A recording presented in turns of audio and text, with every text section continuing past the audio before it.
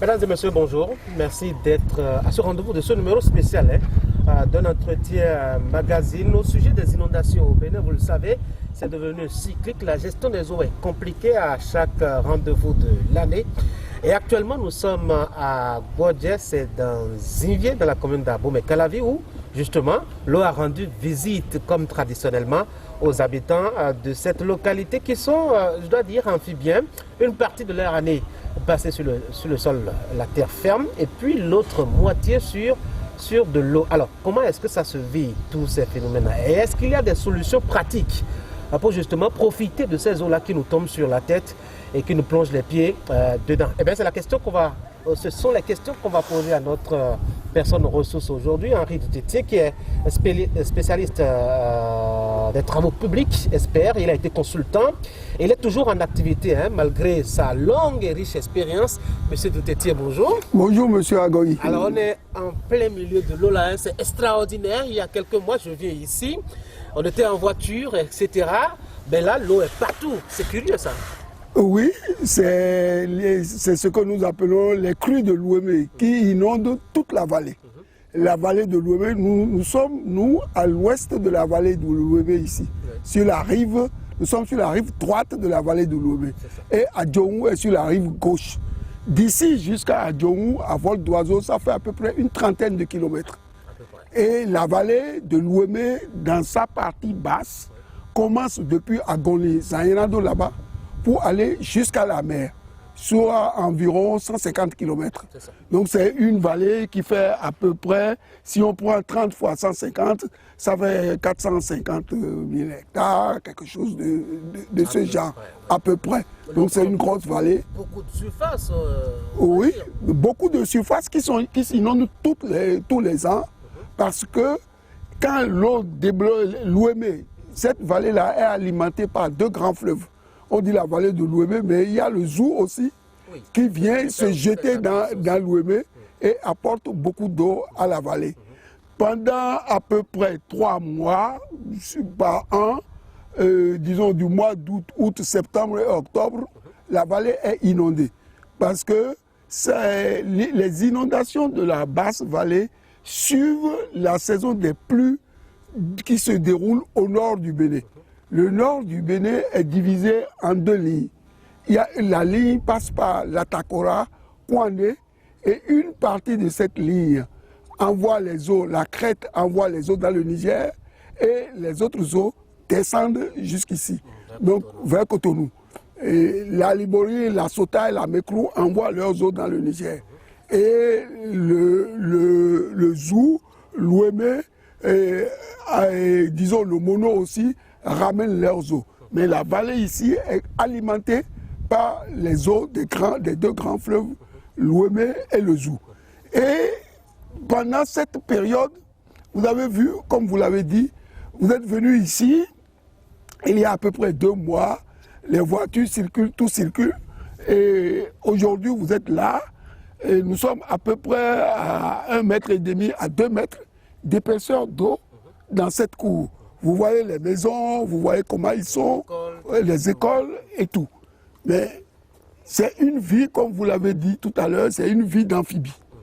Les gens vivent sur terre ferme pendant 9 mois et pendant 3 mois de l'année, ils vivent comme pratiquement à Ganvier, comme les gens de Ganvier. Mais quand on voit ça de loin, on assiste à ce spectacle, ceux qui ne sont pas habitués se disent, mais dis donc, ils vivent l'enfer là-bas. Non, on ne peut pas dire qu'ils vivent l'enfer. Ils vivent en harmonie avec leur milieu, avec leur environnement. Et ils connaissent très bien cet environnement. Ici, nous sommes pendant la période des pêches.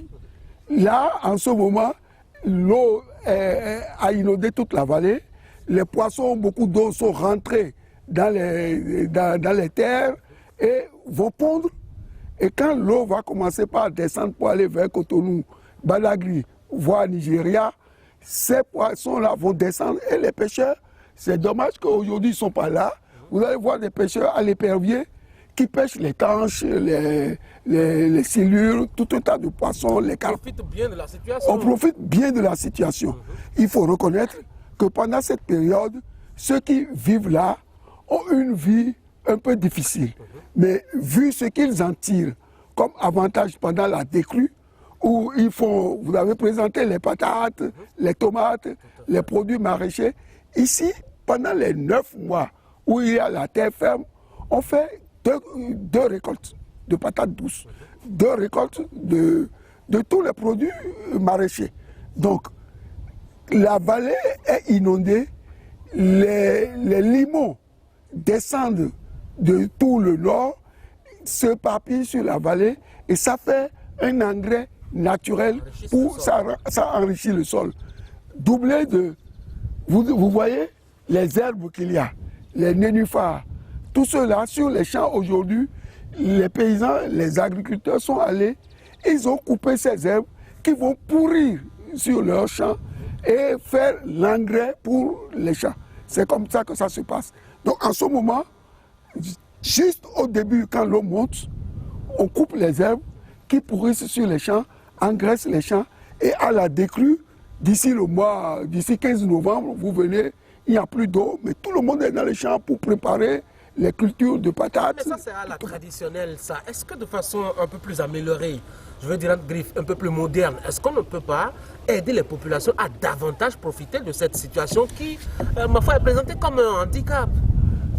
Non, en fait, on peut l'améliorer, mais il faut que les gens y réfléchissent parce que ce n'est pas n'importe quel motoculteur, n'importe quelle machine agricole qui vient travailler ici. Il s'enlise. Et il ne peut même plus bouger. Donc il faut chercher une solution adaptée. La solution qu'on peut dire solution adaptée pour travailler dans la vallée, c'est utiliser les ressources de la vallée. On a la terre, on a l'eau, on a le soleil. Comment profiter de ces éléments de façon harmonisée au lieu d'attendre? Vous voyez, quand les décrues arrivent, ils sèment les patates, les tomates.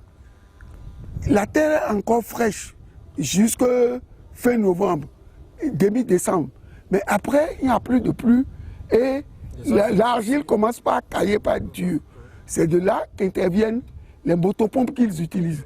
Ils font une espèce d'irrigation traditionnelle qui consiste à arroser avec les motopompes pour pouvoir maintenir leur culture. Depuis une vingtaine d'années où ils se sont équipés de ces motopompes, ils ne se plaignent plus de la pluie. Et pour rigoler, personne ne va plus chercher le faiseur de pluie pendant le mois de janvier.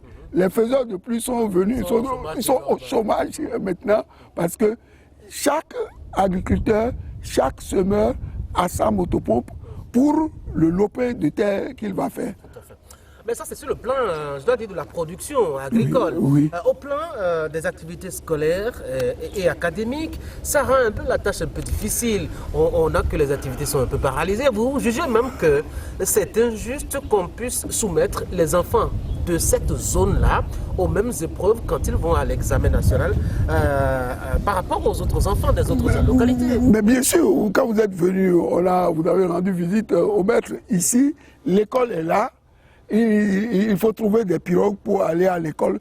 Il faut reconnaître que les activités scolaires sont ralenties. Ça, c'est clair. Mais ce qu'on peut demander, ce que les autorités peuvent voir, c'est étudier par rapport à toutes les écoles de la vallée, comment mettre en place un calendrier qui puisse permettre de sauver tant soit peu le temps. Pour faire simple les choses, la rentrée scolaire qui commence à mi-septembre, elle n'est pas bonne pour la vallée. Pourquoi ne pas étudier une rentrée scolaire qui commence à mi-novembre? Mi-novembre, parce que octobre, nous sommes en plein octobre ici. Vous proposez deux calendriers pour la même école ou vous proposez juste que toute l'école reprenne à mi-novembre? Pas pour la même école, je ne parle pas de l'école nationale au plan national. C'est faire une étude spécifique pour les écoles qui se situent dans la vallée. C'est ce qu'on dit, prendre en compte la réalité de la vie dans les milieux et adapter toute chose à la vie, toute l'activité humaine à cette vie. Donc, l'école, quel que soit ce qu'on dise, les enfants qui sont dans la vallée, dans ces conditions, ils perdent au moins 1 mois et demi à 2 mois par an. L'école commence le 15 septembre. Le 15 octobre, eux, ils n'ont pas encore commencé.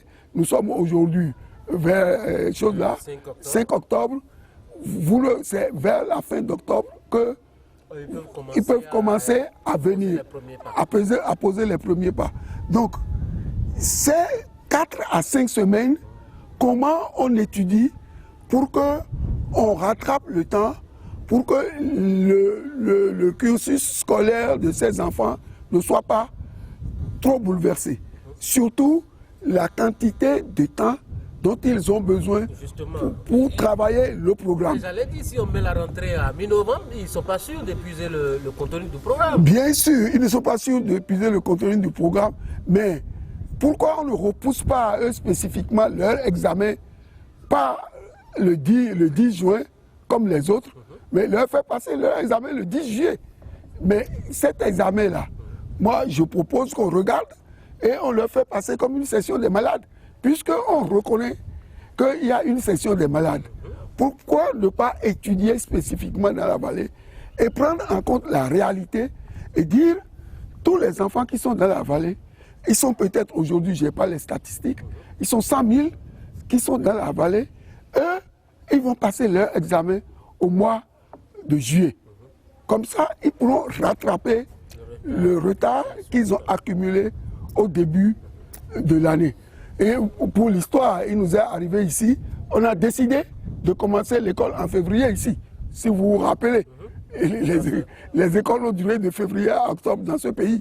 Bon, je ne dis pas, moi je ne fais pas un jugement de valeur, mais ce que je demande, c'est que nous réfléchissions et nous voyons quelles conditions spécifiques donner à des zones données pour qu'ils puissent s'en sortir. Vous avez même poussé la réflexion plus loin, et c'est là où c'est intéressant à mon sens.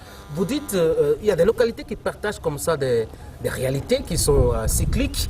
Est-ce qu'il ne faut pas repenser peut-être le découpement administratif de notre pays? Ah oui, en fait, le découpement administratif de notre pays a quelques problèmes, surtout dans la vallée de l'Ouémé. Si vous prenez, et ça doit poser des problèmes de statistiques, d'appréciation au niveau macro. Vous prenez toutes les communes qui bordent la vallée de l'Ouémé. Ces communes, vous avez Adjoum, Azoulissé, Bonou, les Wéri, les pays Wéri, les pays Agolé à peu près, mais ils ont du tiers au quart, voire la moitié de leurs pieds dans l'eau. Donc ils ont eu pratiquement au moins le quart de leur population qui vit cela. C'est vrai. Pourquoi ne pas créer, comme on le dit, un département de l'Ouémé, mais département des gens de la vallée de l'Ouémé. La vallée au plan géographique, au plan morphologique et au plan environnemental. Quel est l'avantage que cela présenterait? L'avantage, vous aurez affaire à une population qui connaissent bien leur milieu et qui savent comment ils vont parler des choses.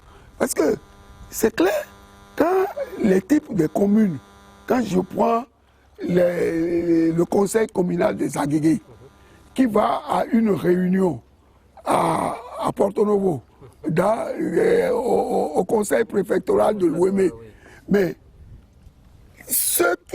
à quoi ils sont confrontés, les autres qui sont comme nous, disons, terre ferme, ne comprennent pas toujours. Ne comprennent pas toujours. Et moi, je veux lancer un pic à nos politiciens. Ici, nous sommes à 10 km, à 20 km d'Abomey-Calavi. Mais il n'y a pas beaucoup d'administratifs de là-bas qui viennent ici, hein, qui viennent savoir ce qui se passe. Premièrement, je ne sais pas, les gens ont peur de l'eau. C'est une crainte, ce qui est normal. Mais là, je dis, les gens doivent, si vous n'allez pas dans le milieu des gens, vivre ce qu'ils vivent et leur rendre visite et comprendre leur situation, quelles que soient vos compétences techniques, administratives et financières, les décisions les concernant vont biaiser. Et quand bien même ils viennent vous l'expliquer, si vous n'avez pas une sensibilité du milieu et connaissant un peu le milieu, ça va être un peu biaisé. C'est pourquoi moi je vais plus loin. Pourquoi ne pas créer un département spécifique englobant les 30 km d'ici jusqu'à Adjou et les 150 km depuis Cotonou jusqu'aux berges d'Agol?